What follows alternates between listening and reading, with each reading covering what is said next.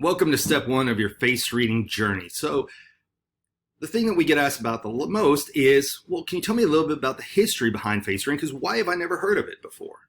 Well, face reading is based on what's called physiognomy, which is the art of understanding a person based their temperament and character based on their outward appearance. So if you take a look at the picture on our left, you'll see you have the outer layer of skin and the muscles that are underneath that. Well, how do those two play together in the face reading?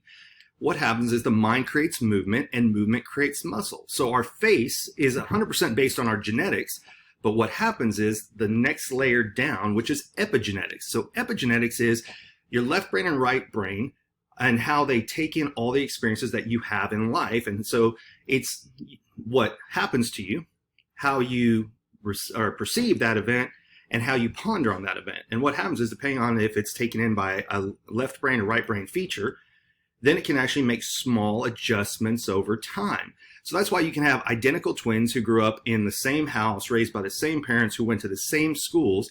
But when you look at their face, you'll find subtle differences in their facial features. And people go, okay, well, how long has this been around for? Well, all the way back to 500 BC is where you can trace face reading, the beginnings of it, back to. So Pythagoras studied it, Aristotle studied it. But it kind of disappeared for a while, and it hit probably the highlight in terms of popularity in the 1700s with Lavater. It was a little more mainstream at the time. It was taught in schools. Well, several different things occurred. One is that royalty didn't like the idea that the common man can understand royalty and basically read people's faces. It was kind of one of those things where people wanted to remain guarded. But what also happened is, at the same time, a very popular pseudoscience came out, and that was called phrenology. So phrenology is bumps on the head, and they used to believe just if somebody came and felt the bumps on your head, they could tell you about your character and your mental abilities, including, are you a criminal based on the bumps on your forehead? So unfortunately, because the head is close to the face, those things were lumped together, and when the pseudoscience of phrenology was discredited, out the door went face reading or physiognomy as well. Well, who studied it during those times, and who studied it even now? Well, artists, authors, and attorneys study it. So why artists? Artists had to know how to draw and create a character. So it's one thing if you're painting somebody and you're doing a portrait, well, you're just copying that person's facial features. However, when you're actually creating something from scratch, you had to know how to draw certain characteristics. So if you go and look at a lot of comic books or older paintings, all villains had angled features, angled eyebrows, angled nose, downturned nose, pointy chin. Authors had to take classes because they had the harder job of, before you could take modern photos and put it in your books, you had to be able to describe your characters to such a degree that your readers could mentally picture who they were. So you couldn't just talk about their actions.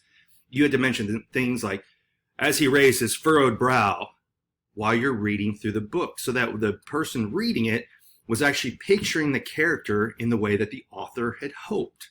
And last but not least, we talked about attorneys.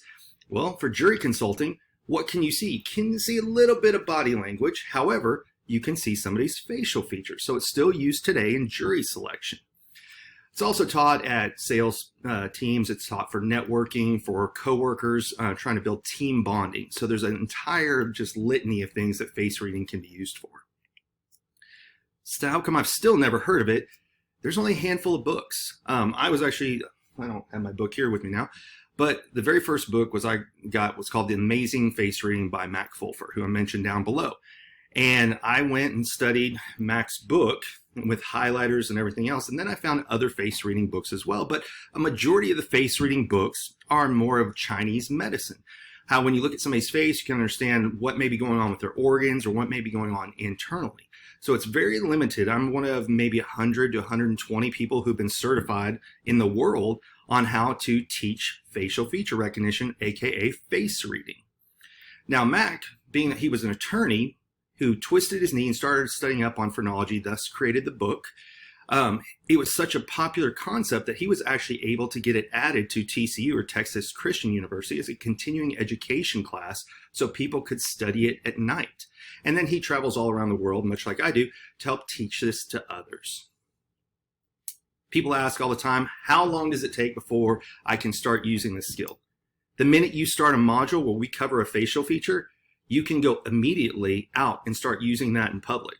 Because the thing is, you're not going to walk up to people and say, oh, well, I'm face reading. Is this true? You can start with yourself. What a lot of people do is they actually go up to a mirror and they grab something like this and stick it right in front, and they look and start to read their own facial features. And then they go out to the public, or they can do it with friends and family. You can go just find a picture of someone and start slowly studying eyebrows, nose, eyes, mouth. But it's literally something that you can study one feature today and walk out and take it to the world immediately. And that's what I love about face reading. See you in the next module.